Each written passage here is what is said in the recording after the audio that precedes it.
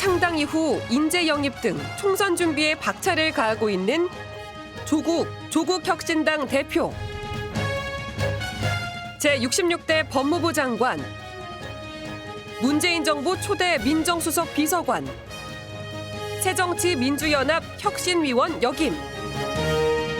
선명성 등을 통해 최근 지지율이 급등하며 선거판에 긴장감을 불어넣고 있는데 지역구에는 후보를 내지 않고 민주당 후보와 여권의 1대1 구도임을 강조하면서 비례대표 의석 확보에 주력. 민주당과 조국혁신당은 현재 대한민국의 질곡을 함께 헤쳐나갈 동지라고 생각합니다. 조국혁신당의 비전과 정책을 알림과 동시에 투표 동료 운동을 강하게 전개하겠습니다. 조국 대표가 생각하는 총선 승리 전략과 최종 정치 목표 집중 분석합니다. 조국혁신당이 창당 이후 인재 영입에 나서는 등 분주히 움직이고 있습니다. 최근 당 지지율이 급등하면서 4월 총선 전체 판세에 어떤 영향을 미칠지 관심이 쏠리고 있는데요. 조국혁신당 조국 대표와 얘기를 나눠보겠습니다. 조 대표님 안녕하십니까? 예, 불러주셔서 감사합니다. 네, 검찰 독재의 조기 종식과 민주공화국의 가치를 기치로 창당했습니다. 지난주 이재명 민주당 대표와 만났는데 이게 야권표 분산이냐 범야권 세력 확대냐 뭐 이런저런 지금 해석이 나옵니다. 먼저 조국혁신당이 이번 총선에서 갖는 의미는 무엇이라고 보세요? 조국혁신당의 의미는 윤석열 정권에 대해서 조속히 종식을 해야 된다는 얘기를 분명하게 가장 단호하게 말하는 정당이 등장했다는 것입니다. 네. 물론 민주당도 윤석열 정권에 대한 강한 반대를 표시하고 있습니다만은 조국혁신당에 비하면 좀 조심스러운 입장을 취하고 있는 것으로 보입니다. 네. 그리고 지금 앵커님께서 말씀하셨듯이 이제 조국혁신당이 나오다 보니까 민주당 표가 갈리지 않느냐 이런 얘기를 하고 있는데 저희의 분석을 통해서 보게 되면 범야권 세력의 확대라고 좀 보입니다. 네. 조국혁신당을 지지하는 분들이 민주당 당원도 있을 수 있지만 오히려 그 과거 이제 이준석 신당, 개혁신당이라고 부르죠. 네. 개혁신당 또는 녹색정의당으로 갔던 표가 저희 쪽으로 오고 있습니다. 네. 즉 민주당의 표를 갉아먹는 것이 아니라 그 민주당과 조국혁신당을 합해서 보게 되면 조국혁신당 등장 이전보다 민주당 플러스 조국혁신당의 합한 파이가 더 커지고 있습니다. 네. 하나 더 강조드리고 싶은 것은 저희는 일관되게 지역구는 전국적으로 1대1 구도를 만들자라는 입장을 강조하고 있습니다. 네. 특히 수도권 같은 경우는 뭐 200표, 300표 차로 심지어 결판이 나기 때문에 그걸 강조하고 그걸 전제로 조국혁신당이 움직이고 있는데 네. 근래 이제 민주당이 공천 분란 내용 때문에 여러 가지 논란이 있지 않습니까? 그래서 범민주진보 진영의 유권자들이 투표에 대해서 하지 않겠다거나 뭐 이런 경향이 보이는데 네. 조국혁신당의 등장으로 인해서 투표를 해야겠다라는 움직임이 크게 일어나고 있습니다. 네. 그러면 조국혁신당을 찍으러 오는 범민주진보 진영의 유권자들이 지역구를 어디 찍을 것인가를 생각해 보게 되면 넓은 의미에서 범진보 민주 진영에 전혀 득이 될지 실이 될지는 전혀 아닐 것이다라고 저희는 확신하고 있습니다. 쉽게 말해서 이제 각 지금 정당 지지율 조사를 하는데 예를 들면 총선을 놓고 볼 때는 민주당과 조국혁신당을 합한 수치를 봐야 된다 그런 바로 주문으로도 바로 보이네요. 그렇습니다. 바로 네. 그렇습니다. 일각에서는요 민주당이 조국혁신당과 협력을 강화할 경우에 자칫 중도층 민심에 영향을 주는 것 아니냐 이런 우려를 제기하기도 하던데요. 그 점에 대해서는 어떤 견해십니까? 네, 지금 뭐 그런 우려가 있습니다만은 이제 두 가지 좀 말씀드리겠는데요. 첫째, 지금 현재 조국혁신당 당원들이 한 7만 명이 넘었습니다. 근데 7만 명이 넘은 분들에 대해서 저희가 이제 그 엑셀 통해서 소팅을 해보고 조사를 해보게 되면 네. 많은 분들이 이제 많은 사람들이 생각할 때 강성 뭐 진보층이 많이 왔다라고 이제 평론가들이 얘기하시는데 그렇지 않고 오히려 정치 고관여층, 뭐 강성 진보층만이 아니라 네. 정치 저관여층, 중도층 또는 무당층 분들이 상당히 많이 들어오십니다. 그래서 통계 조사로 보게 되면 이런 분들은 중도층 정도로 분류되는 분들이 조국혁신당에 많이 들어오고 계신데 그 이유가 우리가 말하는 공학적으로 진보, 중도, 보수 이런 측면을 떠나서 거기서 분류되는 그 중도층이라고 하는 분들이 저희 쪽으로 오고 있다는 거죠. 그 말은 넓은 의미에서 진보층, 진보의 확산이 이루어지고 있다. 앞서 말씀하신 대로 조국 혁신당은 지역구에 후보를 내지 않고 비례대표 의석 확보에 지금 주력하겠다 이런 방침이지 않습니까? 이제 공식 결정은 나지 않았습니다만은 네. 이제 비례대표에 주력하려고 하는 것은 사실입니다. 네. 그러면 지역구에도 후보를 낼 수도 있다 이런 말씀이세요? 그 말씀은 아니고요. 아직 이제 창당이 되었고 네. 조만간 선거 관련해서 공식 위원회가 열리고 거기서 결정을 해야 되기 때문에 네. 제가 아무리 대표지만 제가 먼저 이렇다 저렇다 말씀드리기는 조금 곤란해서 말씀드리는 것입니다. 네.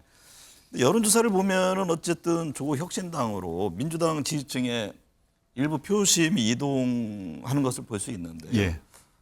그래서 지역구 선거는 민주당과 여권의 1대1 구도다 이런 점을 강조하는 것으로 보입니다. 맞고요. 저희는 이제 조국 혁신당이 해야 될 역할이 그 윤석열 독재 정권을 조기에 종식시킨다. 즉 네. 빨리 심판을 하자라는 점에 강조를 하고 있고 그러기 위해서는 범민주 진보 진영이 연대 협력하자는 점을 앞서서 주장하고 있습니다.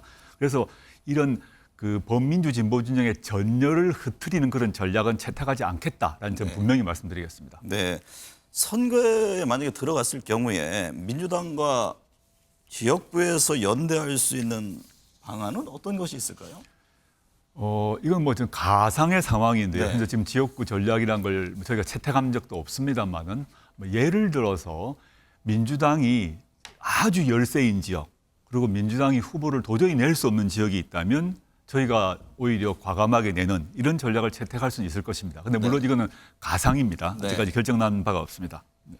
그러면 전체 지역구 지금 분산을 보고 거기에 맞춰서 조혁신당도 뭔가 움직임을 펼 개연성은 있다 이렇게 가능성은 배제하지 않는다 정도로 네. 하고요. 당연히 우리가 저희 조국혁신당의 중심은 비례를 중심으로 하고 네. 지역구 같은 경우는 1대1 구도로 만드는데 당연히 1대1 구도의 중심은 민주당이 될 수밖에 없지 않겠습니까? 그런데 지역구 문제에 대해서 제가 지금 미리 확언을 드리기가 좀 곤란하다 이런 취지인 것입니다. 네. 최근 여론조사를 보면 조국 혁신당의 기세가 만만치 않습니다. 감사합니다. 비례대표 정당 투표에서 두 자릿수를 기록하고 있습니다. 돌풍이다 이런 예, 표현까지 하던데요. 당초 목표인 10석에서 좀 더 숫자를 올려야 하는 것 아니냐 이런 얘기도 들리고 조국 혁신당이 시민들이 왜 이렇게 호응하고 있다고 보세요? 저는 두 가지 이유라고 봅니다. 근데 저희가 이제 민주당보다도 보다 과감하고 선명하고 빠르게 그 윤석열 독재 정권의 종식을 얘기를 하고 있고 그 점이 이제 하나 그 국민들 입장에서는 속이 시원하다 이런 느낌이 있는 것 같아요. 그리고 그렇다면 그 다음에 윤석열 정권을 종식시키고 난 다음에 무엇을 할 것인가와 관련해서 네. 저희는 이제 민생과 복지가 대폭 강화되는 선진복지국가 또 노회찬 전 의원의 표현을 들자면 제7공화국을 수립한다라는 네. 점을 강조하고 있는데 이런 점에 대해서 좀 매력을 느끼신 게 아닌가라는 생각을 하고요. 내신 목표에서 10석에서 좀 더 상향하거나 그럴 생각은 없으십니까? 현재와 같은 두 자릿수 지지율이 이렇게 좀 유지된다면 그럼 그다음부터는 상향해야 될 것으로 봅니다. 네. 3당에는 자신 있다 이렇게 들립니다. 예, 그렇습니다. 네. 인재 1호로 신장식 변호사를 영입한 이후에 지금 각 분야 인사를 발탁하고 있습니다. 오늘까지 8호 인사를 이제 영입했습니다. 네. 인재 영입 기준은 어떻게 되고 최종 몇 명까지 영입할 계획이세요? 영입의 기준은 저희 조국혁신당의 목표와 바로 직결되는데요. 네. 아까 말씀드렸습니다. 한편으로는 윤석열 정권을 조기 종식시킨다. 즉 3년은 너무 길다라는 저희 당의 구호와 직결돼 있기 때문에 실제 그렇게 조기 종식을 하려는 의지와 능력이 있는 사람을 한 축으로 하고요. 네. 다른 한 축으로는 그럼 윤석열 정권 다음에 민생과 복지가 강화되는 제7공화국, 행복국가, 복지국가를 만들어야 되는데 거기에 필요한 의료 문제 전문가, 복지 문제 전문가 이런 분들을 이제 모시고 있습니다. 조국 혁신당은 윤석열 정권의 조기 종식을 기치로 내걸고 있습니다. 예. 근데 한편에서는 헌법 질서를 부정하는 것 아니냐 이런 지적이 나옵니다. 예, 이에 대해서 입장은 어떤가요? 저도 그런 멘트를 봤는데요. 첫째, 저는 이제 윤석열 정권의 무도함, 무능함, 무책임함이 도를 넘었다 생각을 하고 있고 이런 국정 기조가 3년 이상 가게 되면 나라가 망한다라는 생각을 하고 있습니다. 네. 그래서 저희는 이제 윤석열 정권의 조기종식이라는 이런 구호 지향을 포기할 생각은 없고요. 헌법 위반 이런 말씀을 하시는 분이 계신데 그렇지 전혀 않습니다. 네. 예를 들어보자면 과거 박근혜 정권의 국정농단이 드러나가지고 시민들이 거리에서 촛불을 들고 그 결과 헌법재판소에서 탄핵이 이루어졌습니다. 네. 그 조기 종식이 된 겁니다. 근데 그러한 사태를 헌법 위반이라고 어느 누구도 말하지 않거든요. 오히려 민주공화국의 그 가치를 이제 훼손시킨 정권을 조기에 끝냈다. 높게 평가를 하고 헌법 가치를 지킨 결정이었죠. 그렇다면 마찬가지다. 저는 박근혜 정권과 딱 정확히 부합하진 않지만 박근혜 정권의 그런 무도함, 무능함에 비견되는 그런 일들이 지금 진행되고 있기 때문에 윤석열 정권의 조기 종식을 주장하고 실천하려고 하는 것은 오히려 헌법 정신에 부합한다 이렇게 생각하고 있습니다. 정당으로서 구체적인 정책도 제시해야 할 텐데요. 뭐 경제와 복지, 남북 문제 등과 관련해서 대표적으로 구상하고 있는 정책은 어떤 겁니까? 다음 주부터 조국 혁신당의 정책이 무엇인지를 하나하나 밝힐 생각입니다. 김건희 여사 종합특검법을 만들어야 된다고 보는데 네. 최근에 윤석열 대통령이 거부권을 행사해서 그 뒤로 재의결도 국회에서 이루어지지 못했지 않습니까?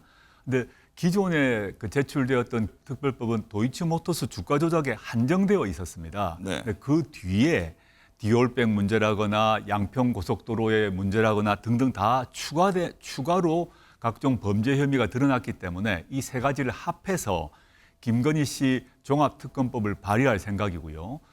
저희 정당만의 조국혁신당만의 정책에 대해서 하나 말씀드리자면 많은 분들이 이제 검찰 개혁을 얘기하시는 것 같습니다. 네. 저희가 검찰 개혁이라 할 때 수사와 기소의 분리, 중대범죄수사청의 신설 같은 경우는 민주당도 동의하고 있는 바고 이미 주장한 바 있습니다. 근데 저희가 차이는 하나가 더 있습니다. 네. 그건 무엇이냐 하면 미국에서 수백 년간 실천하고 있는 검사장 직선제입니다. 네. 즉 검찰총장은 대통령이 임명하지만 예를 들어 서울중앙지검장, 광주지검장, 부산지검장은 서울시장 뽑을 때, 광주시장 뽑을 때, 부산시장 뽑을 때 직선하는 것입니다. 네. 민주당 이재명 대표를 예방했습니다. 한동훈 국민의힘 비상대책위원장도 만날 계획이 있다고 밝힌 바 있는데요. 네네. 답변이 왔는지요? 답이 온 거는 지방 일정 때문에 만날 네. 수 없다라고 왔는데 저는 꼭 만나고 싶고요. 만나면 어떤 얘기를 나눌 계획이세요? 저는 한동훈 비대위원장을 만나게 되면 국민들 앞에 나란히 서서 한동훈 비대위원장께 꼭 질문하고 싶은 게 있습니다. 네. 하나는 이제 그 한동훈 비대위원장이 지금 문제가 된 1심에서 유죄 판결을 받은 손준성 검사장이 그 문제의 고발장 초안, 고발 사주 사건이라 부르죠. 그것을 국민의힘 전신정당에 보내기 하루 전에 한동훈 비대위원장이 60장의 사진을 손준성 검사장에게 보냈습니다. 그 뒤로 휴대전화 비밀번호를 풀지 않고 따라서 그 60개의 사진이 무엇인지를 우리 밝혀지지 않았거든요. 그래서 공수처도 그 손준성, 한동훈 두 사람 사이에 공모 혐의가 있다고 보았습니다. 네. 그 60개의 사진이 무엇인지 묻고 싶고요. 두 번째는 한동훈 비대위원장의 따님이 11가지의 입시 비리 혐의로 문제가 됐습니다. 언론에 보도가 다 났습니다. 논문 대필 문제, 표절 문제 나는데 무혐의 처리를 했습니다. 네. 어떻게 된 일이냐? 적어도 이 두 가지는 꼭 공개적으로 국민 앞에 한동훈 비대위원장은 나란히 선 상태에서 질문하고 국민들 앞에서 그 답변을 듣고 싶습니다. 네. 민주당 공천을 둘러싸고 비명 배제 등의 논란이 있었습니다. 임종석 전 비서실장은 당 잔류를 결정했는데요. 컷오프된 홍영표 의원은 탈당을 했습니다. 민주당 공천 과정에서 나오는 친명, 비명으로 불리는 논란은 어떻게 보세요? 제가 타당의 내부 상황에 대해서 언급하는 건 상당히 조심스러운데요. 그 상세한 얘기를 언급하는 건 예의가 아닌 것 같고, 다만 저는 그 정당의 운영 원리에 따라 생각해 봤을 때 임종석 실장께서 그 잔류 결정을 하신 거는 옳은 선택이었다. 이렇게만 네. 말씀드리고 싶습니다. 네. 문재인 정부를 말할 때요. 민주 진영 지층에서도 인사를 도대체 어떻게 한 것이냐 이런 지적을 합니다. 예, 예. 문정부의 검찰총장, 감사원장 다 등을 돌려 맞습니다. 이런 지적인데 얼마 전에 민주당 몫으로 국회 부의장이 된 김영주 의원도 문정부 초대 노동부 장관까지 맞습니다. 했는데 국민의힘으로 출마를 합니다. 조 대표는 문재인 정부 시절 민정수석도 역임을 했는데 예. 이게 어디서 뭐가 잘못된 겁니까? 저 참 씁쓸합니다. 뭐 제가 그에 대해서 상세한 평가를 하긴 좀 곤란합니다만은 제 마음은 이렇습니다. 문재인 정부에서 고위직을 하신 여러 분들이 계시지 않습니까? 네. 그런 분들이 더 높은 자리를 얻으려고 또는 기존의 자기 자리를 얻으려고 기존의 약속을 뒤집거나 신조를 저버리는 것 좀 참으로 안타까운 생각이고요. 그리고 이런 이제 분들로 인해서 문재인 대통령 또는 저에 대해서도 뭐 했냐 이런 비난이 있는 것도 알고 있습니다. 네. 근데 제가 뭐 문재인 대통령을 대신해서 뭐 변호를 할 수는 없습니다만은 저는 이렇게 생각합니다. 그런 분들의 마음속 깊이 또아리를 틀고 있는 그 욕망 이런 걸 어떻게 문재인 대통령이 알겠습니까? 또 네. 그 욕망을 어떻게 통제를 하겠습니까? 이렇게만 답변드리겠습니다. 지난 정부 또 당대표 총리 지낸 이낙연 대표가 총선을 앞두고 지금 신당 행보를 예. 보이고 있습니다. 그 점은 어떻게 보세요? 참 그것도 다른 당의 그 정치인이신데 제가 네. 좀 조심스럽긴 합니다만 저는 이렇게 말씀드리고 싶습니다. 이낙연 대표께서 가셔도 너무 멀리 가신 게 아닌가 이런 생각을 합니다. 네. 그 정도로 줄이겠습니다. 문재인 전 대통령과 이따금 소통하는지 궁금합니다. 문 전 대통령이 지금 조국 혁신당을 바라보는 심정은 어떨까요? 제가 어떻게 생각하시는지 연락드려서 답을 얻지 못했는데요. 네. 저의 생각으로는 아마 문재인 대통령께서 잘하고 있다라고 응원하실 것 같고 민주당이 부족한 점을 채우고 민주당보다 더 잘 싸우고 더 좋은 정책을 내라 이렇게 아마 격려하시고 계신다고 저는 믿고 있습니다. 조국 혁신당은 총선 이후 민주당과의 관계 설정은 어떻게 되는 겁니까? 민주당과 통합한 뒤에 조 대표가 향후 당권 도전 등에 나설 수 있는 것 아니냐 이런 전망들이 벌써부터 나와서 제가 질문을 드립니다. 전혀 아니고요. 제가 창당 선언하고 난 직후부터 일관되게 말씀드리는 것은 민주당과의 합당은 하지 않겠다는 것입니다. 그 이유는 여러 가지 이유가 있습니다만은 첫째는 민주당과 조국 혁신당이 크게 봐서 민주진보 진영에 같이 속해 있고 또 크게 보아서 같은 곳을 바라보고 있는 것은 맞습니다만은 정강 정책에 있어서 저희가 조금 진보적이고 개혁적인 측면이 있습니다. 민주당은 중도층을 생각해야 되기 때문에 좀 조심스러운 게 있는 것이죠. 네. 그 점에 있어서 그렇고 두 번째 좀 실용적으로 생각해 보시면 많은 국민들이 좀 잊어버리고 있는 일이 하나 있는데 그게 뭐냐면 민주당 소속 민영배 의원의 탈당 사태입니다. 탈당을 하셔서 무소속이 된 이유가 있습니다. 그게 뭐냐면 현행 국회법상 진보적이고 개혁적인 법안을 통과를 하려고 하면 안건조정위원회가 만들어져야 되는데 안건조정위원회 안에 민주당이 아닌 그렇지만 진보적이고 개혁적이고 민주당과 손잡을 수 있는 정치 세력 또는 정치인이 최소 한 명이 있어야 합니다. 네. 그래야 법안 통과가 매우 용이해지거든요. 조국 혁신당이 그 안건조정위원회에 있게 되면 그런 탈당 사태를 할 필요가 없는 것이죠. 네. 그런 점에서도 조국 혁신당은 민주당과 합당하지 않고 끝까지 독자적 길을 가되 진보적 개혁적 법안을 통과시키기 위해서는 언제든지 보다 적극적으로 민주당과 협력하고 연대할 것입니다. 네. 가족들이 어려움을 겪었고 지금도 진행 중입니다. 이 같은 상황 등이 정치를 시작하게 된 결정적인 계기가 된 것인지 궁금합니다.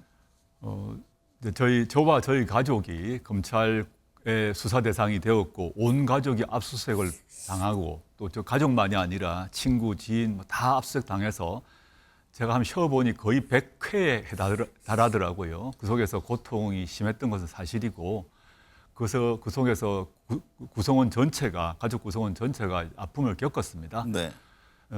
그렇지만 그런 것 때문에 제가 정치를 한다라고 말할 수는 없습니다. 제가 사적 복수를 하기 위해서라거나 또는 개인의 명예회복을 위해서 정치를 해야겠다. 정치라고 생각하는 것은 잘못된 일이죠. 네. 정치는 이제 공적인 일이기 때문입니다. 제가 정치를 결심하게 된 거는 저나 저희 가족이 받게 된 또 그 상처, 고통이 있습니다. 그것은 저와 저희 가족 차원에서 감당할 것입니다. 그런데 윤석열 정권이 들어서고 난 뒤에 벌어지고 있는 각종 일들, 민주공화국의 가치가 땅바닥에 떨어지고 민생과 경제가 엉망이 되고 안보와 외교도 그 길을 잃어버린 이 상황은 도저히 안 되겠다는 생각을 해서 제가 정치를 결심하고 창당까지 결심하게 된 것입니다. 네. 왼쪽에 달고 있는 태극기 배지는 어떤 의미가 담겨 있습니까? 예, 제가 이제 정당을 만들고 정당의 또 대표가 되었습니다. 그래서 창당을 하고 제 대표로 추대되고 난 뒤에 그때부터 태극기를 달기 시작했고요. 제가 그 조국혁신당이란 정당의 대표이긴 하지만 네. 궁극적으로는 우리나라 조국의 즉 대한민국의 발전을 위해서 저희가 일익을 한 역할을 해야겠다는 마음에서 태극기 배지를 달고 있습니다. 조 대표의 최종 정치 목표는 무엇일지 궁금해합니다. 대권 도전까지 염두에 두고 계신지요? 너무 성급한 말씀 같고요. 지금은 그런 문제 생각해 볼 여력이 없고 지금 이제 신생정당의 대표 아니겠습니까? 그래서 저희 신생정당인 조국혁신당의 정강, 정책, 비전을 알리고 그리고 임박한 4월 총선에서 승리하는 것 그리고 네. 4월 총선 이후에 국민들이 저희에게 보내주신 그런 열망과 성원에 갚하는 것 거기에 모든 힘을 다 쏟을 것이고요. 저 개인 역시 저의 있는 모든 힘을 동원해서 몸을 하얗게 불태운다는 심정으로 전력 투구할 생각입니다. 거대 양당 체제의 정치 구조에서 제3지대에 대한 갈망이 있습니다. 한 달여 남은 이번 4월 총선에서 국민들은 제3당에 대해 어떤 표심으로 응답할까요? 오늘 함께해 주셔서 감사합니다. 네, 고맙습니다.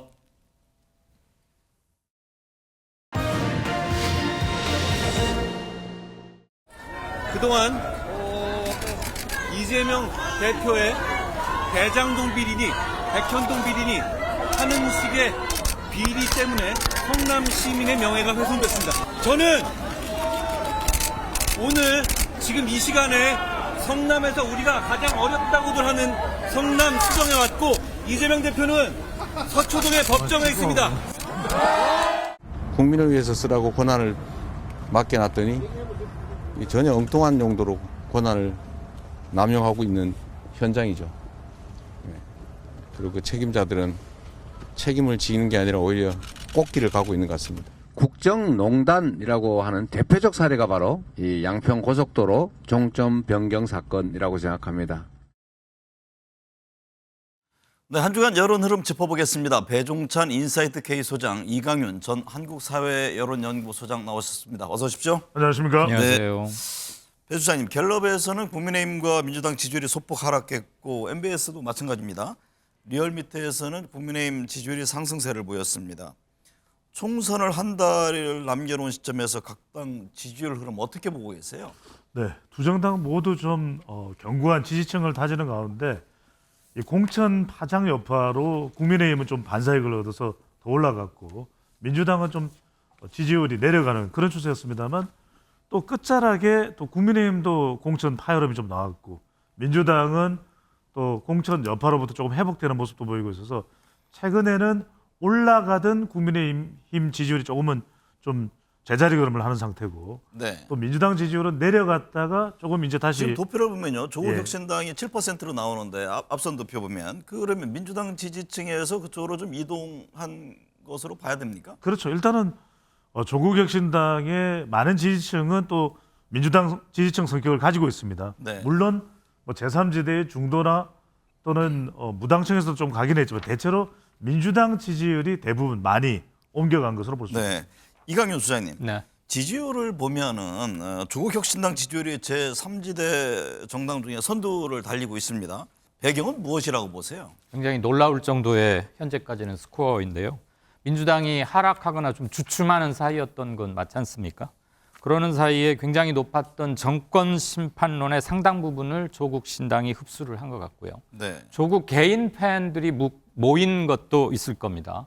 그리고 열성적인 정치적 팬까지는 아니더라도 이른바 조국 사태 때 너무 심하게 이렇게 몰리고 당했던 거 아니냐에 대한 뭐 동정 여론이랄까 그런 것도 일부 있을 겁니다. 가장 중요한 건 민주당으로 정권 심판론이 제대로 흡수가 되지 않기 때문에 그쪽으로 일부 좀 결집하는 건 확실한 것 같습니다. 네, 배 수장님. 예. 결국 이렇게 같이 논의하는 게 총선 예측을 위한 여론 분석인데요. 총선 투표를 놓고 볼 때 조국 혁신당이 지역구에 후보를 내지 않기로 했기 때문에 민주당과 조국 혁신당 지지율을 합친 숫자를 놓고 여당과 비교를 해야 한다 이런 견해가 나오지 않습니까? 예. 그럴 경우에 야권 지지율이 높거나 팽팽한 경우가 많아서 이번 총선에서 여야 우열을 아직은 점치기가 어렵다 이런 지적인데 그 점에 대해서는 어떤 견해세요? 그러니까 아주 팽팽해졌죠. 최근에 이제 공천 파장이 이제 치명적인 여파가 미쳐지면서 오히려 국민의힘이 좀 앞서 나가는 기세였거든요. 근데 이 기세에서 조국 장관이 등장하면 조국 전 장관이 등장하면서 조국 혁신당 대표로 인해서 다시 한동훈 대 이 이재명 구도로 굳어지던 것이 다시 윤석열 대 조국 구도 네. 이게 또 나타납니다. 방금 전에 우리 이강윤 소장님께서 말씀하셨던 대로 정권 심판 성격이 좀 잦아들고 있던 찰나였는데 조국 혁신당 대표가 등장하면서 그 부분이 강조되는 거죠. 그래서 이른바 좀 민주당이 오히려 기세를 잡지 못했던 공천 파장이 조국 혁신당 대표로 인해서 정권 심판 쪽으로 조금 옮겨가는 구도의 변화가 좀 일부 구도의 있다고 약간의 보시는군요. 변화가 네. 약간의 변화가 일어났다고 볼 수가 있겠죠. 이강윤 수사님 어떻게 보세요? 네. 이 지역구는 어쨌든 간에 조국 혁신당은 후보를 내지 않는다. 예. 그러면 이게 전체 파일을 놓고 비교할 때 민주당과 조국 혁신당을 합해서 놓고 봐야 되는 것 아니냐. 그랬을 경우에 아직은 구도에 큰 변화를 보기는 어렵다 이런 지적인데. 예, 기본적으로 방금 말씀하신 것에 동의합니다. 조국 신당은 아마 지역구 후보를 거의 안 낼 거예요. 네. 내더라도 민주당 후보의 당선에 영향을 미칠 후보 일단 구인은 아니고요. 앞서 출연에서는 민주당이 뭐 후보를 내지 못하거나 이런 지역에 예. 내겠다는 겁니다. 결국 예. 이제 1대1 구도를 만들겠다는 그렇죠. 그리고 그건 설명이더라고요. 전국 정당 득표율 합에도 영향을 미치니까 그렇긴 할 텐데 네. 지역구에 영향을 거의 안 미친다고 보면 방금 말씀하신 거에 저는 기본적으로 동의를 하고요. 국민의힘이 민주당이 멈칫하거나 약간 하락세를 보이는 와중에 근 1월 중순부터 2월 말까지 한 달 반, 한 6, 7주 사이에 국민의힘이 골든 크로스를 만들어낸 것까지는 저는 큰 이견은 없다고 보고요. 네. 그런데 거기에서도 오차범위 밖으로 튀어나가고 있지는 못하고 있다. 그러면서 공천이 마무리되니까 어느 정도 전열이 정비되면서 이제 팽팽한 줄다리기가 본격적으로 시작됐다. 네. 현재는 초접전 상태인데 범위 내에서 국민의힘이 미세하게나마 우세한 것 같다. 이렇게 보는 게 현 단계로는 맞을 것 같고요. 네. 다만 우리가 유념해서 볼 게 총선거는 국회의원 총선거는 전국 254개 지역구에서 벌어지지 않습니까? 네. 10% 차이로 이기나 1% 차이로 이기거나 의석수는 항상 똑같습니다. 그러니까 전국 평균 정당 지지율의 크기의 차이는 의석수에 그대로 연동되는 건 아니다. 네. 이를테면 5%포인트 앞선다고 해서 의석수도 5%포인트 많아지는 것은 절대 아니다. 그 점은 유념해야 될 것 같습니다. 그러니까 당 지지율과 그 각 지역구의 지지율 흐름은 좀 다를 수가 있다 그렇죠. 이런 지적이신데 네. 어쨌든 2월 들어서 국민의힘 지지율은 상승세를 보였잖아요. 네네. 그 배경은 어떻게 보셨어요? 뭐 공천 파장이라고 봐야 되겠죠. 네. 우리가 이른바 공천이라도 국민의힘은 조용한 공천이라고 해서 그것이 뭐 더 나은, 더 완벽한 공천일까?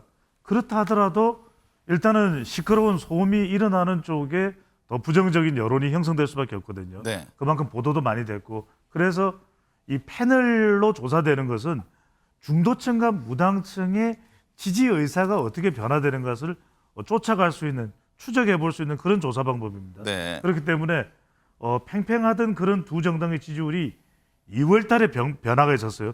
국민의힘은 더 올라가고 민주당은 조금 주춤하거나 내려왔다. 이거는 역시 공천의 영향으로 볼 수 있는데 다만 이 조사에는 조국 혁신당의 영향 반영이 안 돼 있습니다. 네. 그래서 정우화 앵커께서 MBC 코리아 리서치 조사 말씀하시는 거죠? 바로 그 네. 말씀을 드리는 겁니다. 화면에 지금 보셨을 텐데 그 조사 결과를 보면 아직 조국 혁신당의 영향은 반영이 안 되는데 그 네. 조국 혁신당이 얼마만큼이나 민주당이 만회하는데 보탬이 되느냐. 지금 뭐 민주당에서는 보탬이 된다. 조국 혁신당도 이 민주당의 이 지지층을 갉아먹는 것은 아니다라고 이야기를 하지만 그건 의견이 좀 다른 분석도 있습니다. 네. 그래서 이건 좀 지켜봐야 될 것 같아요. 이강윤 소장님, 방금 당 지지율 국민의힘 지금 앞서는 조사가 나왔는데요. 네. 근데 갤럽과 MBS 조사를 보면 이번 총선에서 정부를 견제해야 한다는 응답이 힘을 실어줘야 한다는 응답보다 높게 나오고 있습니다. 예. 그럼 이번 총선 결과에는 어떻게 봐야 할 것인지 이 대목인데 네. 과거에는요 총선 한 달 전에 이 같은 흐름이 최종 결과와 어떤 그 상관관계를 보였습니까? 우선 그 말씀부터 답변 드리자면 네. 한 달 전에 표심이나 여론 지형이 거의 그대로 일치했었습니다. 네. 그러니까 큰 돌발적인 그런 게 없지 않는 한, 네. 있지 않는 한 이대로 간다고 보는 게 여지껏 패턴은 맞는데 그럼 이번 총선도 과거 그것과 똑같다고 보느냐? 약간의 변동 요인은 있고요. 일단 한 열흘 전부터 갑자기 나타나기 시작한 조국 신당 이런 것도 상당한 변수로 봐야 되겠죠. 네. 지금 굉장히 많은 여론조사들을 접하실 텐데 갤럽과 NBS의 특징 중에 하나는 여론, 특별히 언론사의 의뢰 없이 자체적으로 자율적으로 한다는 특성이 좀 있죠. 네. 그리고 갤럽은 주관식 답변도 허용한다는 점에서 좀 이채로운 점이 있고요. 정권 심판론 자체가 크게 줄어들거나 없어진 건 아니라고 봅니다. 네. 다만 이게 선거전을 이끌어가는 이슈의 아젠다의 전면에 있었다가 살짝 가려졌던 거죠. 그게 묘하게도 한동훈 비대위원장의 등장과 함께 대통령이 커튼 뒤로 잠시 사라지는 효과, 한동훈이 전면에 나서면서 그러면서 이재명과 윤석열이 구도가 아니라 이재명과 한동훈이 이렇게 대치하는 것처럼 등치되다 보니까 여론전에서는 한동훈이 상당히 좀 성큼성큼 앞서가는 모양새를 네. 보여왔었고요. 네. 그렇지만 이게 근본적으로 없어진 건 아닌데 민주당이 이걸 얼마나 잘 흡수해내느냐, 다시 되살리느냐의 문제인 것 같고 만일에 민주당이 크게 지거나 또는 기대하는 만큼 의석을 확보하지 못해서 결과적으로 이번 총선에서 정권 심판론이 효과적으로 해소가 되지 못한다면 최대 60%를 넘나들었던 높았던 정권 심판 열기가 이루어지지 않은 것에 대한 네. 많은 시민들의 정치적 무기력감 이런 건 상당히 클 것 자, 그럼 이 같습니다. 대목에서요. 지금 당 지지율이 있고, 그렇죠. 이제 방금 말씀하셨듯이 정부 이제 심판론 견제론이 있고, 또 다른 어떤 지표들이 지금 나오고 있지 않습니까? 그러면 총선 결과와 비교했을 때 어떤 지표가 가장 좀 설득 있게 봐야 한다고 보세요? 정당 지지율입니다. 정당 지지율이 이번 총선을 예측하는데 가장 기본적인 지표가 될 수밖에 없고요. 왜 총선 구도로 이번 선거를 예측하기가 힘드냐 하면은 정부를 견제하기 위해, 정권을 심판하기 위해서 야당의 후보들이 더 많이 당선돼야 된다는 것이 높아요. 근데 여기는 중도층까지도 야당 쪽에 무게를 싣는 여론이 높은데 민주당이 이 지지율을 가져가지는 못하는 겁니다. 그러니까 대통령의 부정평가가 거의 50%대 중반 되는데도 결과적으로는 그 네. 지표가 소용이 없는 것이 민주당이 그 지표만큼 못 자, 짧게 가져간다. 이제 정당 지지율이라고 말씀하셨고, 네. 이광윤 소장님은 극단적으로 동의하십니까? 하나만 고르라면 네. 서울 지역의 표심이 이번 총선 전체를 판가름할 것으로 보입니다. 그러니까 저희들이 이제 여론조사 계속 분석을 하고 있는데 네. 정당 지지율인지 아니면 심판론인지 견제론인지 네. 여러 가지 지표 제목 항목들이 있는데 예. 어떤 점을 좀 눈여겨봐야 하느냐 이 질문입니다. 답변이 길 필요가 없는 네, 부분이거든요. 저는 정권 심판 여론이 어느 정도 변화를 보이느냐, 네. 그게 흡수가 두 되느냐를 분이 이제 고르. 이 부분에 대한 의견이 좀 다른데 이 뒤에서 좀 더 다시 보겠습니다. 배 주장님, 유권자 네. 절반 이상이요 지역구 현역 의원 물갈이를 희망하는 걸로 나타났는데 예. 공천이 마무리되면 결국 이제 지역에서 인물 경쟁이 시작될 거 아닙니까? 그러면 물갈이가 많이 이루어진 정당이 총선에서 또 유리한 겁니까? 그렇지도 않습니다. 네. 그러니까 어떻게 바뀌었냐가 중요한데 결과적으로는 이 공천이 잘 됐다는 것은 이 공천 과정을 통해서 중도층 또 무당층 또 특히 이제 수도권에서의 이 지지율이 더 높아지면서 정당 지지율이 더 올라가야 됩니다. 근데 네. 지금 결과로 볼 때 아직까지 완전히 다 끝난 건 아니지만 민주당의 경우에는 더 물갈이는 됐지만 지지율은 더 내려갔어요. 네. 오히려 국민의힘이 앞서는 결과입니다. 이건 결과적으로 우리가 이 공천 잡음과 관련된 부분이 오히려 긍정적이기보다는 부정적인 경우가 많았다. 그다음에 네. 균형을 보면은 물론 그렇다고 해서 국민의힘도 문제가 없는 건 아닙니다. 그러니까 균형 밸런스죠. 먼저 노이즈고 밸런스 MBA입니다. 밸런스로 보면은 그러니까 친명 일색이었다, 친문 저격이었다. 이런 게 이제 또 부담이 될 수밖에 없는 것이고 반대로 국민의힘의 경우에는 윤심 어중이 그래도 더 많이 반영된 조용한 공천이었다. 네. 마지막 A는 뭐냐면 양 당 모두 떼치 할 수밖에 없는 것이 그러면 이번에 여성이나 청년들이 많이 지르면 그렇지가 않아요. 이번에도 마찬가지로 여성 지역구 공천 비율은 현저히 낮습니다. 오히려 4년 전보다도 지금까지 확정된 지역구 공천자 수를 보면 비율을 보면 4년 전보다 더 낮아요. 네. 이런 걸 따져본다면 상당히 뒷걸음질 친 공천일 뿐만 아니라 물갈이가 이런 식으로 많이 된다고 해서 총선에는 결코 유리할 수는 없는 것이겠죠. 이강윤 수사님, 네. 한동훈 비상대책위원장과 이재명 대표가 지금 격전지를 순회하면서 표심 잡기, 특히 이제 중도층 표심 잡기에 열중하고 있는데요. 한 달 남겨놓은 이 시점에서 중도층의 표심은 지금 어디로 향하고 있습니까? 한동훈 국민의힘 측이 여론전에서 조금 앞서가고 있는 것으로 보입니다. 네. 두세 달 전에 비해서 중도층의 정치 성향은 국민의힘 지지율이 조금 더 올라간 반면에 민주당은 정체, 이거나 소폭 하락 이런 변화는 확실해 보입니다. 네. 배 수장님, 예. 비례대표 여론조사를 보면 뭐 조사 기간마다 좀 다른 측면이 있습니다만 조국 혁신당 지지율이 15에서 21%까지 나오는 걸로 보여지는데요. 뭐 두 자릿수는 붙인 것으로 보여집니다. 조국 혁신당 이번 총선에서 어느 정도 영향력을 줄 것으로 보세요? 저는 이번 총선만 놓고 보면 최대 지금 현재의 지표만 놓고 보면요. 이대로 총선까지 이어진다면 최대 수혜 정당은 조국 혁신당입니다. 네. 그러니까 이렇게 제3지대에서 두드러질 줄 몰랐다. 그렇다면은 이것 자체가 민주당과 조국 혁신당을 합한다면은 국민의힘의 총선 결과와 비슷해지지 않겠냐 이런 예상은 할 수밖에 없거든요. 그렇다면 민주당으로서는 좀 타격을 입는 것이 이 비례 의석수가 좀 줄어들 수 있습니다.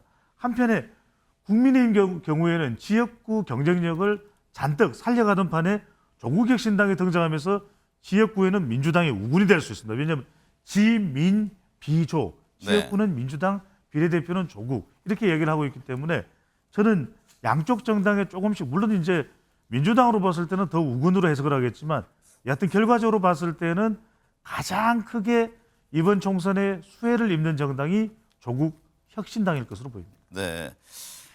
이강윤 수사님, 제가 또 하나 그 여론조사 지표가 있어서 좀 여쭤보고 싶은데 MBC와 코리아 리서치 이 패널 조사를 보면은 예.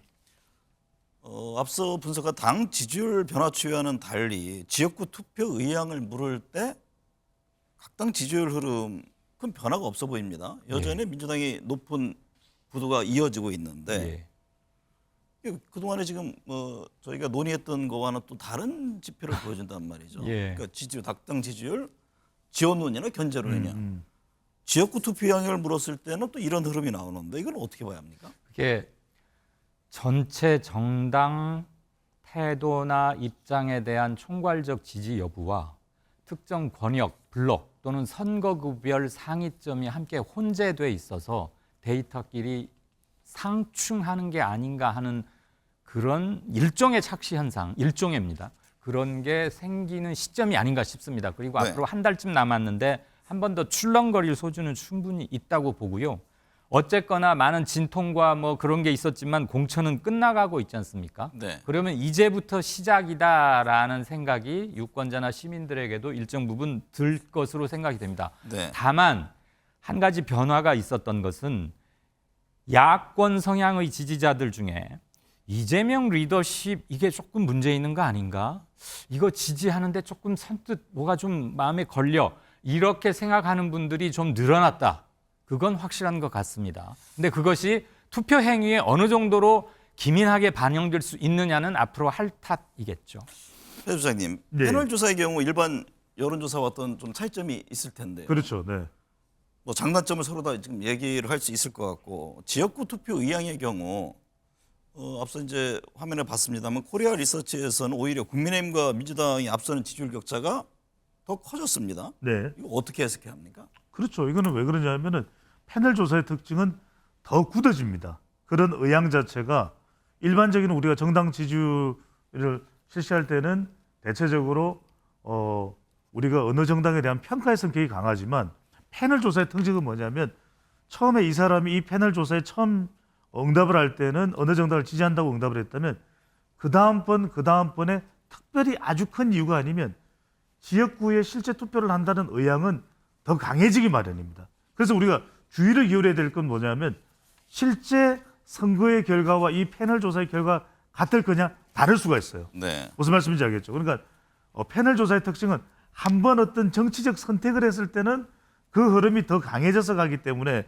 그런 특성이 나타날 수 있는 것이고 정당 지지율을 물어볼 때는 방금 전에 우리가 자, 앞서 제가 이쪽에서는 그럼 이런 반론을 합니다. 그 패널 조사는 어쨌든 간에 샘플링을 갖고선 기존에 했던 그대로 이어지는데 예. 지금 여론조사 나오는 것은 때로는 보수, 때로는 진보, 과표집이 일어난다. 그렇기 때문에 거기에서 일종의 착시 현상을 주는 경우가 있다라는 그런 또 반론이 있잖아요. 그렇죠. 그런데 이제 보수나 그러면은 중도나 진보의 숫자를 통제할 수는 없습니다. 그러니까요. 그래서 이게 어느 쪽에 좀 비중을 둬야 될지 이게 좀 시청자 입장에서 굉장히 좀 헷갈리거든요. 예, 과표집 논란이 일부 일었는데요. 네. 저는 여론조사에 임하는 사람들이 나의 정치적 성향은 보수다, 진보다라고 답하는 항목이 있거든요. 네. 거기에서 우리가 그동안 봐왔던 경험치에서 크게 높아가거나 크게 낮게 빠진 게 아니라면 과표집이라고 말할 근거는 없습니다. 왜냐하면 전 국민의 몇 퍼센트가 보수다, 몇 퍼센트가 진보다라고 딱 정해진 게 없거든요. 네. 그리고 법률적인 근거가 없는 것은 당연하고요. 여론조사 기관에서는 전화 면접을 하거나 그러니까 ARS 패널 조사가 그러면 네. 일반 여론조사의 유의미성을 어디에 둬야 됩니까? 패널 조사를 짤 때는 그 전국적 그동안의 누계에 따른 대강의 퍼센트에 맞게 애초에 패널을 준비합니다. 네. 그렇기 그러면 때문에 그거는 변화가 훨씬 더 이렇게 말씀을 의제와 이수별로 패널들이 응답하는 네네. 흐름의 변화를 볼 수 있다는 점에서는 의미를 줄 수 네. 있겠죠. 자, 잠깐만, 총선 짧게만 좀 관심 제가- 지역구 여론 몇 가지만 살펴볼게요. 이게 짧게 넘어가죠. 짧게만 좀 네네네. 말씀드리면 그러니까 제가 실제로 언론사와 패널 조사를 했던 경험이 있으니까 패널 조사는 이 개인 응답자가 어떻게 마음의 변화가 일어나는지를 알기 위해서 패널 조사를 하는 것이지 선거의 결과와 비슷하게 접근하는 게 패널 조사의 성격은 아니에요. 네. 총선 관심 지역구 몇 곳 좀 살펴보겠습니다. 여론조사 꽃 결과를 보면 서울 49개 선거구 중에서 민주당 우세 지역이 29곳인 것으로 나타났는데 이게 어떤 판세의 변화가 있는 건지 아니면은 그대로인 건지 좀 서울 표심은 지금부터 시작이라고 봐야 할지 어떻게 진단해야 합니까? 그러니까 변해온 것만 보면 일단 한강벨트에서 뭐 국민의힘 우세가 나타난 것이고 그 전에 지금 이 더불어민주당 현역 의원들이 다수거든요. 네. 이 서울에서 이제 민심 변화가 크게 일어난 이유는 뭐 부동산 이슈도 있겠습니다만 민주당의 서울 지지율이 점차적으로 흔들렸던 부분. 네. 그것이 이제 뭐 공천 파장이 됐든 어쨌든 간에 그런 부분 때문에 서울에서는 국민의힘이 지난 총선과 비교를 해보면 상당히 이 우세 이 변화의 그 조짐이 있는 것이고 네. 최근에 그러한 변화의 가장 큰 특징은 한강벨트에서의 좀 더 적극적인 변화, 한강벨트에서는 어쨌든 변화가 그렇죠. 있다 이런 지지율의 변화 이렇게 네. 볼 수 있겠습니다. 이강윤 수장님. 예. 이 시점에 특정 조사를 토대로 몇 개 관심 지역구 좀 보겠습니다. 이게 뭐 모든 지표를 대신하는 것은 아니라는 점을 우선 말씀을 드려야 될 것 같고요. 뉴스완과 갤럽이 조사한 마포울 선거구를 보면요. 네. 민주당 정청래 의원이 국민의힘 함은경 후보를 앞서는 것으로 나왔네요. 예.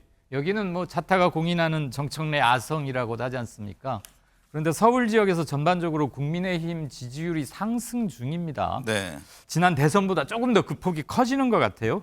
그렇다고 보면 상승세를 일단 타고 있는 국민의힘의 서울 지역에서의 여론과 정청래 아성 사이의 힘겨루기일 텐데 그 붙은 면면이 또 함은경 씨가 한때는 운동권의 상징이기도 했지 않습니까? 그렇죠. 그 뒤로 여러 번, 뭐 4번인가 선거에 나왔고 잘 안 풀린 점은 있는데 그래서 누가 더 진짜 운동권의 뭐 지명도 대결이냐 그렇게 볼 필요는 없을 것 같고요. 국민의힘이 어디까지 팽창하는지를 하나 볼 수 있는 것이죠. 그리고 네. 이재명 리더십이 상당히 좀 흔들리거나 도전을 받고 있는 상황인 건 맞는데 이재명 리더십의 가장 뭐 행동대장 또는 오른팔이라고 할 수 있는 게 정청래잖아요. 네. 그것을 시민들이 어떻게 평가하느냐 바로미터가 되겠죠. 네. 아직은 조금 정청래가 좀 앞서 있는 건 사실입니다. 네. 배 주장님, 인천 네. 계양을에서는 이재명 대표와 원희룡 전 장관 4%포인트 차이로 좀 좁혀졌습니다. 네. 이번 총선에서 최대 격전지가 될까요? 뭐 최대 격전지죠. 여기가 사실은 선거 최대 격전 지역이 전체의 될까요? 최대 관심 지역이 될까요? 관심 및 격전지가 될 가능성이 네. 높습니다. 왜 그러냐면 국민의힘도 여기에 사활을 걸 겁니다. 그러니까 원희룡 전 장관도 후보자도 자기 정치적 운명이 걸려 있고 네. 이재명 대표도 마찬가지인데 복잡합니다. 여기가. 왜냐하면 민주당 우세 지역이면 분명하지만 국민의힘이 좀 최근에 이제 또 경쟁력을 키워가고 있는 곳이고 이재명 대표는 여러 가지 지금 리스크도 또 걸려 있거든요. 그러니까 네. 당 전체의 경쟁력도 중요하겠지만 이재명 대표와 관련해서 국민의힘과의 어떤 총력전이 이루어질 수밖에 없는 지역이기 때문에 상당히 지난 총선보다 지난 지방선거 때의 보궐선거 지역이었지 않습니까? 그때보다도 오히려 더 치열한 접전. 네. 끝날 때까지 끝난 건 아니다라는 지역이 이 지역일 수 있습니다. 네. 남아있는 기간은 이제 한 달인데요. 표심에 영향을 미칠 최대 변수는 뭐로 보세요? 한동훈 효과가 얼마나 더 지속될 수 있을까? 네. 약간의 식상되는 점도 생길 수는 있잖아요. 네. 그다음에 민주당이 이재명 리더십 또는 공천 내홍 굉장히 길었습니다. 한 달 넘게. 그것을 얼마나 수습해 나아가느냐. 네. 그 점에 일단 달려 있을 것 같고요. 만약에 의사 파업 문제에서 무슨 돌발적이거나 심각한 게 나온다면 어느 쪽으로 유불리를 말할지는 모르겠습니다만 그것도 좀 영향은 줄 수 있겠다. 그다음에 늘 상식적으로 말하는 건데 태도에 문제가 될 만한 오만한 또는 폐륜 발언 이런 것들 국민 정서에 결정적으로 반하는 어떤 망언 이런 것들이 좀 더 크게 부각될 소지가 남은 한 달이 되겠죠. 배 수장님. 저는 그냥 사람이라고 봅니다. 4명의 인물인데 올해가 용해인데 4명이니까 포용이 되겠죠. 어디 쪽이 더 중도층을 끌어들일 수 있냐. 중도층의 표심을 가져오냐인데 윤석열 대통령 플러스 한동훈 위원장의 조합 네. 그리고 이재명 대표와 조국 대표의 조합 이쪽이 어디 쪽에 중도층에 더 힘겨루기 위해서 줄다리기 위해서 이기느냐의 네. 싸움으로 보입니다. 네. 네, 정치권 이슈 짚어보겠습니다. 정호김 전 새누리당 의원, 김성환 시사평론가 나오셨습니다. 어서 오십시오. 안녕하세요.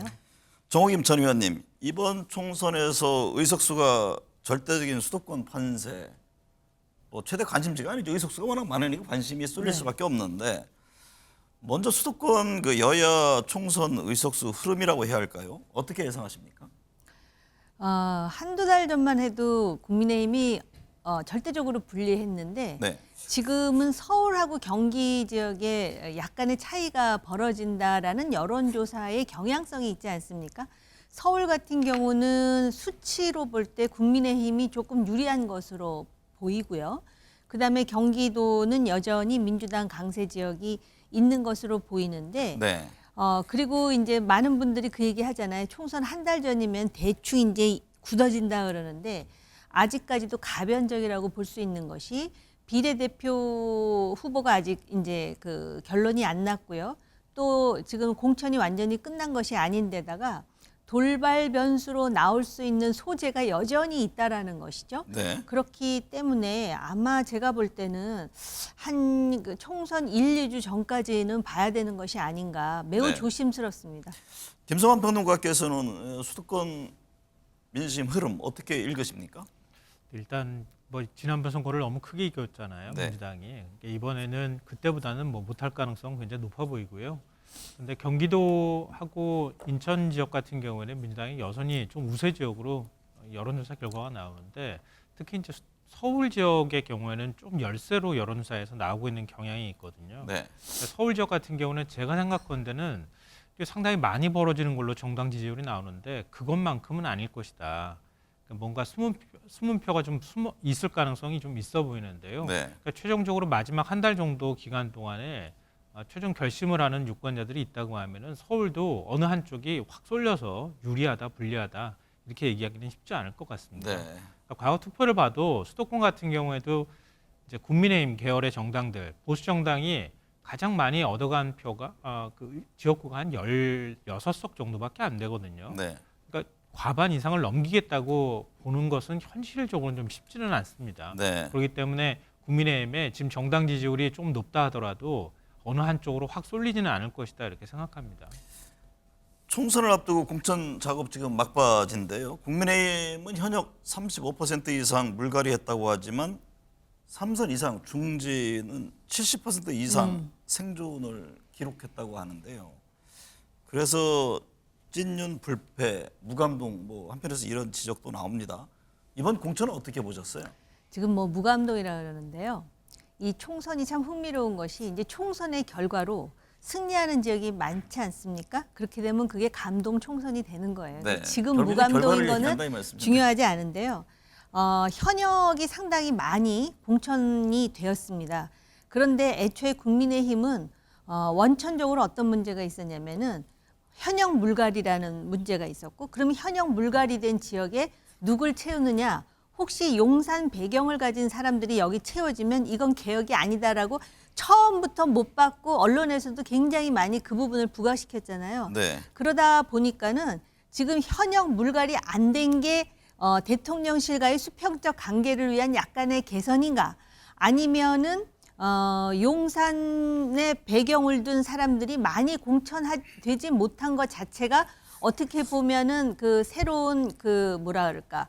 개혁으로 볼 수 있는가? 여기서 이제 좀 그 유권자들마저도 좀 헷갈리는 그런 부분이 있는 것 같고요. 네. 향후에 이제 소위 국민 추천으로 이제 공천을 한다 그러는데 그 국민 추천으로 누가 공천이 되는지 그리고 비례대표로 어떤 사람들이 등장하는지에 따라서 국민의힘의 공천, 그 시스템 공천이라고 강조하는데 공천에 대한 평가가 나올 것 같습니다. 확실하게. 이번 공천에 전체적으로 용산과 당심이 좀 달라 보였습니까? 제가 볼 때는요. 네.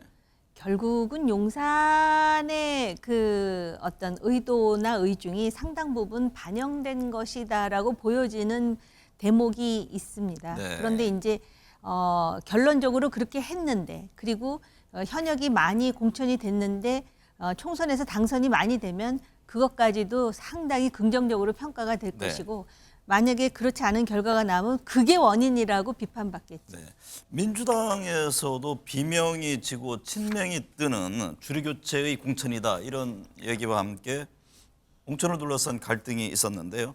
전체적으로 어떻게 보셨어요? 이렇게 보면 어떨까 싶어요. 그 흙탕물은 시간이 지나서 가라앉고 난 다음에 그 네. 안에 물고기가 몇 마리가 있는지 알 수 있다 이렇게 생각하잖아요. 저는 비슷한 현상이라고 생각하는데요. 방금 전에 말씀하셨던 주류 교체가 지금 지난 대선 이후에 여야가 꾸준히 계속 해왔던 작업 중에 하나였던 것 같아요. 그런데 지금 국민의힘의 경우에는 대선 직후부터 윤석열 대통령이 좀 굉장히 거친 방식으로 이른바 비운이라고 불렸던 이준석 전 대표부터 시작해가지고 네. 비운들을 찍어내게 하면서 당에서 내밀어냈잖아요.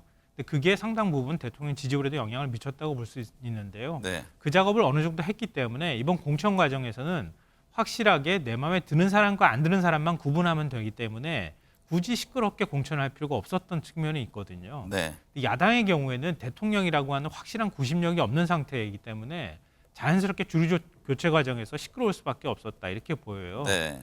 근데 사천이라고 하는 측면에서 보면은 이번에 이제 뭐 다 공천하고 난 다음에 드러나는 것처럼 이른바 뭐 나경원 연판장에 이름을 올린 의원과 그렇지 않은 의원 그리고 친윤이라고 우리가 불렀던 의원들이 어느 정도 살아남았는지를 비교해 보면 거의 다 살아남았다는 거 아닙니까? 네. 연판장에 이름 못 올린 의원들은 거의 다 지금 공천에서 배제됐다고 얘기가 나오는 걸 보면 민주당에서 사천 논란이 있었던 건 사실이지만 주류 교체의 측면에서 보면 오히려 국민의힘이 저는 더 많은 사천의 측면을 갖고 있다 이렇게 생각합니다. 네. 정호김 전 의원님, 지역구 공천 지금 마무리 단계에 접어든 국민의힘 비례대표 공천에도 지금 속도를 높이고 있는데요. 이뇨한 전 혁신위원장의 국민의힘 위성정당인 국민의 미래 비례대표를 신청했습니다. 네. 지금 선대위원장 얘기도 나오고 있네요. 아마 될 가능성도 꽤 있으리라 저는 보여지고요. 네. 그리고 이제 비례대표 신청을 했다라는 것은 이제 본격적으로 비례대표로서 정치권에 입문하겠다라는 건 아니겠습니까? 그리고 혁신위원장 활동을 하면서도 어떻게 보면은 그 얼굴은 미국인인데 한국의 정치 정서를 한국보다도 더 간파하면서 행동했던 그런 그 기억들이 우리에게 있지 않습니까? 네. 그리고 아직까지도 그 혁신위원장으로서 어떤 물갈이에 대한 본인의 소신이라든지 그런 것들이 특히 지지자들에게 상당히 각인되어 있는 것 같습니다. 그래서 인상이 나쁘지 않다, 긍정적이다라는 측면도 있고요.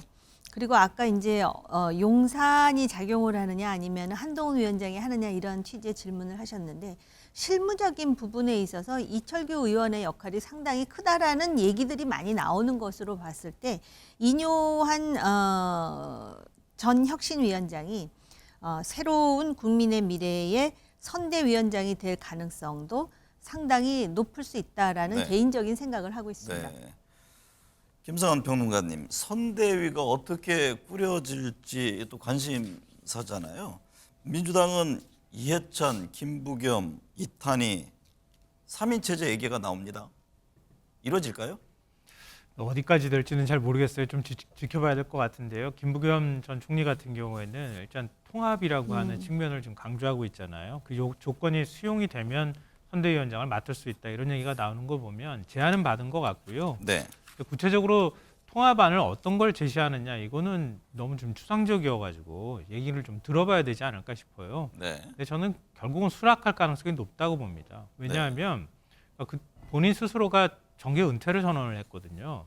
근데 지금까지 뭐 한 몇 달간의 행보를 보면 사실 정치를 하고 있는 거랑 다름이 없거든요. 네. 이번에 당의 어떤 선거 승리, 뭐 패배도 역시 마찬가지지만 패배했다고 해서 그 책임이 돌아오지는 않을 테니까 선거 승리에 이번에 만약에 기여했다는 평가를 받는다고 하면 자연스럽게 정계 복귀의 과정이 될 것이다.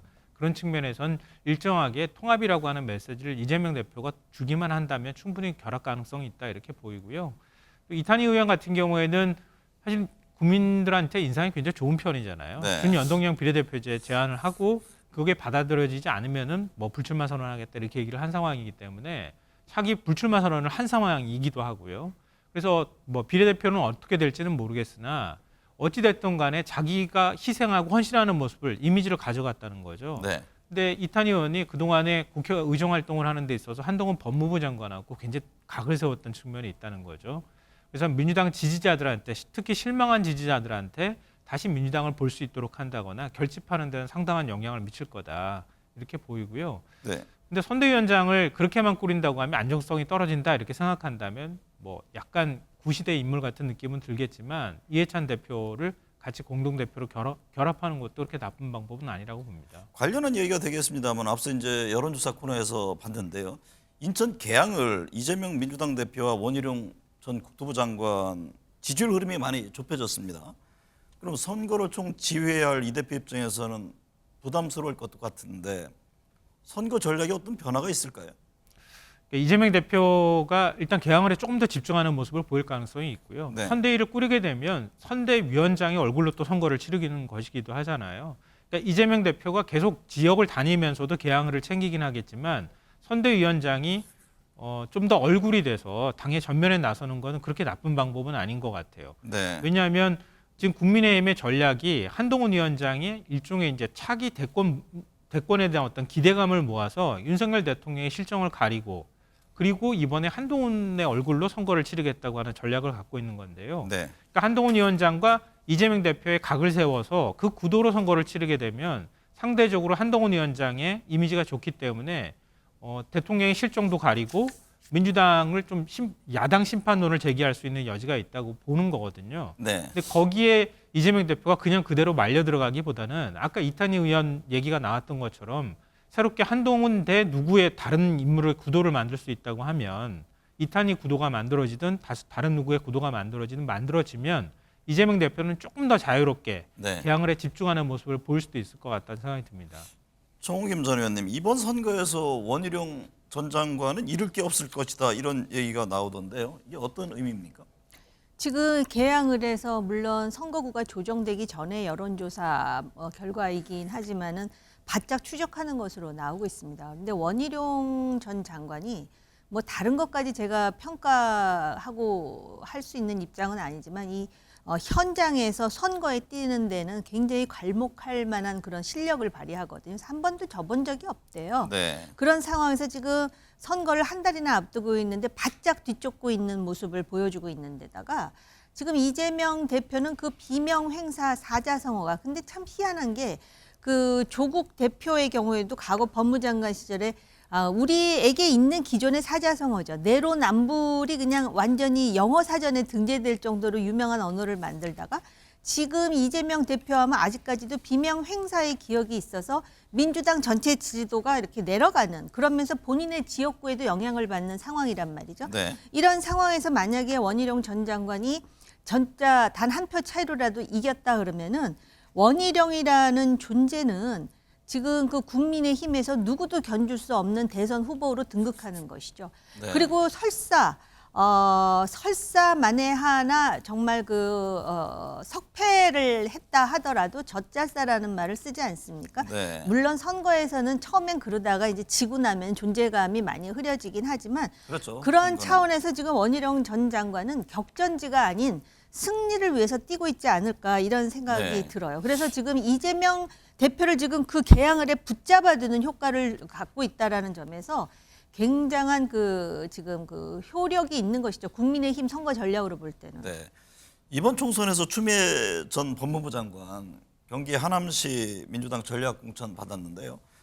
당초 서울 동작구에서 나경원 국민의힘 후보와 붙을 것이다 이런 추론들이 있었지 않습니까? 근데 추 전 장관은 나 후보보다 자신이 앞선다면서도 동작을 해 나가지 않은 이유로 외무 경쟁이 싫어서다. 이게 무슨 얘기입니까? 이게 지금 우리 앵커께서도 이런 얘기가 어딨어라는 생각이 드니까 저한테 질문하시는 거잖아요. 이게 말이 되는 소리야? 해가지고 저한테 질문하시는 거잖아요. 우리 정 앵커님도. 왜냐하면 지금 나경원 후보보다 자신이 앞선다라는 것에 수치적 근거가 무엇인지를 대지 않았어요. 그냥 네. 주장해요. 근데 우리 여론조사 얘기 얼마나 조심스럽게 합니까? 그런데다가 이 정치판에서 특히 여성 정치인들 외모 얘기하는 것처럼 저는 진짜 한국 정치의 그 질을 떨어뜨리는 네. 건 없다고 보는데 왜 본인이 자기 입으로 이런 얘기를 하는지 제가 볼 때는 어쨌든 동작을 해서 피해서 나왔다라는 그런 인식을 주고 싶지 않아서 뭔가를 설명하다가 보니까 외모 경쟁 얘기가 나왔는데 이거는 본인도 아마 속으로 실수했다고 생각하지 않을까요? 네. 김성환 평론가님, 이현주 전 의원은 이른바 여전사 3인방에서 유일하게 경선을 치렀는데요. 이 전 의원이 친명 인사들을 제치고 본선행 티켓을 거머쥐었습니다. 어떻게 보셨어요? 이거는 그러니까 특히 이재명 대표 부담을 상당 부분 덜어주는 요인이 됐다 이렇게 생각해요. 그러니까 지금 이제 추미애 전 의원 얘기도 하셨지만 어찌됐든 간에 이현주 전 의원이 다시 복당하는 데 있어서 친문계에서 적지 않은 불편함을 토로한 건 사실이거든요. 네. 그런데 이른바 이제 친명계라고 분류됐던 인사, 또 친문계라고 굉장히 젊기는 하지만 분류됐던 인사를 꺾고 그리고 최종 후보가 됐다고 하는 거는 그러니까 이거는 다른 반발의 요인들을 오히려 없애는 쪽의 결과로 이어질 가능성이 있거든요. 네. 그러니까 그런 면에서 제가 이재명 대표 부담을 상당 부분 덜어줬다 이렇게 생각하고요. 그리고 용인정의 경우에 물론 이탄희 의원 지역구이긴 했지만 이현주 전 의원이 이번에 경선에서 통과했다고 하는 건 그만큼 결집력이 있는 당원들이 결집력이 어느 정도 있고 그리고 용인정에서 한번 해볼 만한 그 분위기를 만들 수 있다는 걸 보여준 거거든요. 네. 특히 이제 이번에 복당해서 윤석열 정권 심판론을 강하게 제기하면서 다시 이제 살아난 정치인이라고도 볼 수 있거든요. 네. 그런 면에서는 이 분위기를 좀 잘 살린다고 하면은 본선에서도 승리할 가능성이 좀 높아지지 않을까 이런 생각이 듭니다.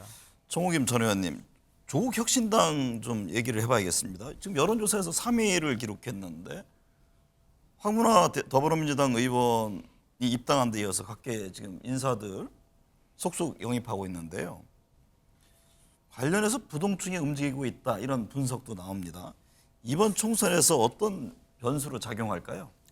지금 저 기세로 봐서는 4년 전에 열린민주당보다 더 많은 비례대표를 확보하지 않을까 그런 생각이 들면서 여러 가지 그 부상하는 이유에 대해서는 분석이 나왔으니까 네. 제가 중언부언할 필요는 없는데 부동층이 움직인다라는 거는 민주당이 지금 공천 파동으로 그 안에서 표현은 하지 않지만 그리고 아까 당원들이 결속력이라 그러는데 친명, 그다음에 친문, 또 호남의 그 지지자들 이 생각들이 상당히 복잡해졌으리라 저는 개인적으로 생각하거든요.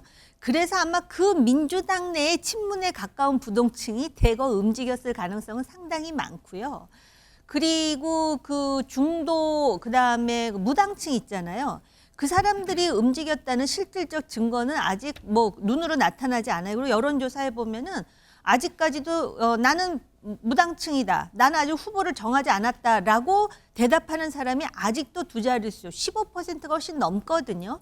그렇게 볼 때 여기서 말하는 부동층이라고 하는 거는 민주당 지지자들 중에 바로 이번에 이 공천 사태를 보고 생각이 복잡해진 사람들이 그리 갔을 가능성이 많다. 더군다나 민주당의 위성 정당의 그 비례대표는 민주당이 아닌 다른 소수 정당, 특히 뭐 진보라든지 뭐 또 경기 동부연합이라든지 그런 사람들을 앞번호해 주겠다는 거 아닙니까?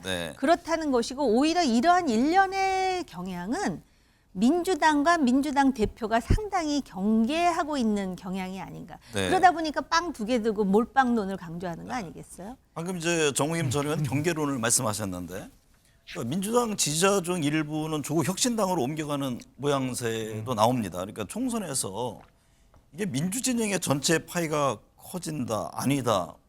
방금 말씀하실 때 해석들이 각각인데 어떻게 보세요? 그러니까 두 가지로 얘기할 수 있을 거예요. 방금 전에 말씀하셨던 것처럼 민주당이 어쨌든 여기 있을 사람이 저기 가서 똑같이 움직인 거라고 하면 이게 파이가 커졌다고 말하기는 어렵잖아요. 근데 지금 여론조사에 중도층에서 이른바 조국 혁신당을 지지하겠다는 의사를 표현하는 그 퍼센트가 잡히고 있습니다. 실제로. 제가 그 여론사를 여러 개를 봤는데요. 다 일일이 숫자를 말씀드리긴 좀 곤란하기 때문에 이렇게 표현을 한 건데요. 부동층에서 일부 옮겨간 것도 보이고 흔적이 나타나고요. 60대에서도 조국 혁신당에 대한 지지율이 나옵니다.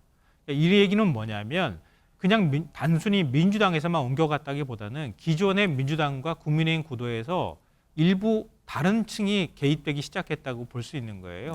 그건 윤석열 정부 심판론에 대한 일종의 이제 심판의 필요성에 동의하는 분들이 있었는데 그런 분들이 볼 때에는 사실 민주당도 좀 마음에 안 들었던 측면이 있는 거예요. 민주당이라고 하는 도구를 쓰기가 부담스러웠던 거죠. 근데 조국 혁신당이 나타나고 나서 윤석열 정권 심판 확실하겠습니다라는 하나의 메시지로 아주 분명하게 지금 얘기를 하고 있단 말이에요. 그러면 다른 복잡한 건 필요 없이 확실하게 심판하겠다, 벌을 주겠다 이런 개념으로 본다면 중도층에서도 윤석열 대통령에 대한 부정평가가 높은 층의 일부가 그 조국 혁신당으로 옮겨갔을 가능성이 있다 이렇게 보이고요. 또 하나의 측면으로 말씀드리면 그러니까 민주당의 결속력이 상대적으로 떨어지는 건 사실이잖아요. 그렇게 되면 나중에 윤석열 대통령에 대한 부정평가를 하는 층에서 민주당은 마음에 안 들기 때문에 아예 투표를 포기할 가능성이 있다는 거예요. 그럼 조국 혁신당이 나타남으로써 투표율을 견인하거나 윤석열 정부의 심판이 필요하다고 하는 층이 일부가 조국 혁신당으로 옮겨갈 때 같이 투표율을 견인해 준다면 민주당의 지역구 투표율이 올라갈 가능성이 있다는 거죠. 그런 두 가지 측면으로 본다면 조국 혁신당이 미칠 영향이 생각보다 클 수 있다고 생각합니다. 한 1분 반 정도 남았는데 짧게 제가 요 대목 질문을 좀 마지막으로 드려볼게요. 이종섭 전 국방부 장관 호주 대사 임명을 둘러싼 논란이 있지 않습니까? 이게 해병대 최상병 수사외압 의혹 사건 핵심 피의자인데 또 법무부에서 곧바로 출국 금지 조치를 해제했습니다. 지금 민주당은 핵심 피의자를 해외로 빼돌린다 이런 비판을 했는데 이 이슈가 총선에 어떤 영향을 줄까요? 지금 고정 지지층들은 이미 자기 마음을 정했습니다. 그런데 이 최수근 상병 문제와 관련해 가지고 이런 식의 비판에 대해서 정부도 그렇고 국민의힘도 그렇고 굉장히 대응을 잘해야 된다라고 생각하는 것이 바로 이런 돌발 변수가 지금 총선 30일 남았는데 계속해서 이 압박을 가하게 되면 어떤 영향을 줄지 몰라요. 특히 중도층하고 무당층에게. 그래서 당당한 대응을 주문하고 싶습니다. 우리 김성환 평론가님. 상당히 악재가 될 수 있다고 생각해요. 윤석열 대통령의 모습이 사실 한동훈 위원장한테 가려진 측면이 있단 말이에요. 그런데 이 사안 같은 경우에 특히 보수가 민감해야 할 수 있는 안보 문제와 관련되어 있는 최상병 사건의 수사를 제대로 하지 못하고 있다는 거 아닙니까? 그 핵심 피의자를 호주 대사로 임명하고 또 출금 상태에서 대사로 임명한 뒤에 갑자기 또 뭐 출금 풀어주는 이런 모습들을 누가 이거 상식적으로 납득할 수 있겠습니까? 그러니까 뭐 의대 정원 문제도 역시 마찬가지지만요. 윤 대통령의 뚝심보다는 무모함 이런 부분들이 강조될 가능성이 있다고 봅니다. 오는 11월 치러지는 미국 대통령 선거는 조 바이든 현 대통령과 도널드 트럼프 전 대통령 간의 4년 만에 재대결로 확정됐습니다. 트럼프 정부 이래 미국은 글로벌 리더국으로서 인류의 보편적 가치 대신 자국 이기주의를 강조하고 있습니다.